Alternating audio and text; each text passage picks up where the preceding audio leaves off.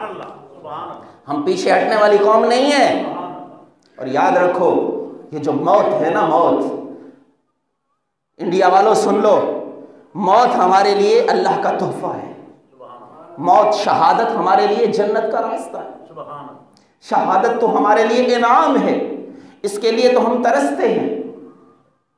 اس سے نہ ڈراؤ، یہ موت سے ڈرنے والے تم لوگ ہو، گائے کا پیشاب پینے والے، ایک پتھر کے بتوں کو سجدہ کرنے والے، پتھروں کے سامنے سجدے کرنے والے، جن کو نہ جنت کا پتہ، نہ دوزخ کا پتہ، نہ اللہ کا پتہ، کسی چیز کا تو تمہارے پاس یقین ہے نہیں۔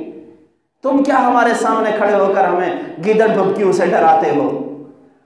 اور یاد رکھو، جس دل کے اندر ایمان ہوتا ہے اس کے اندر اللہ کا ڈر ہوتا ہے، اور جس دل کے اندر اللہ کا ڈر آ جاتا ہے پھر کائنات کی کوئی چیز اسے ڈرا نہیں سکتی، پھر کائنات کی کوئی چیز اسے ڈرا نہیں سکتی ہے، اسے دھمکا نہیں سکتی ہے۔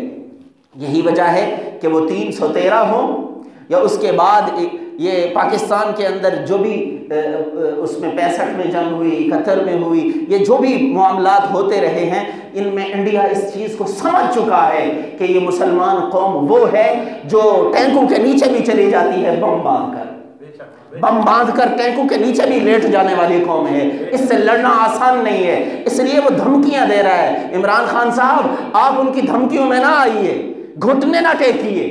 اگر وقت پڑا، ضرورت پڑی تو ہمارا بچہ جان دینے کے لیے تیار ہے۔ ہمارے بوڑھے بچے مجاہد بن کر آپ کی صفوں میں کھڑے ہو کر لڑنے کو تیار ہیں، مگر آپ گھٹنے نہ ٹیکیے۔ اسلام کو سربلندی عطا کیجیے، اسلام کی پیٹھ نہ لگوائیے۔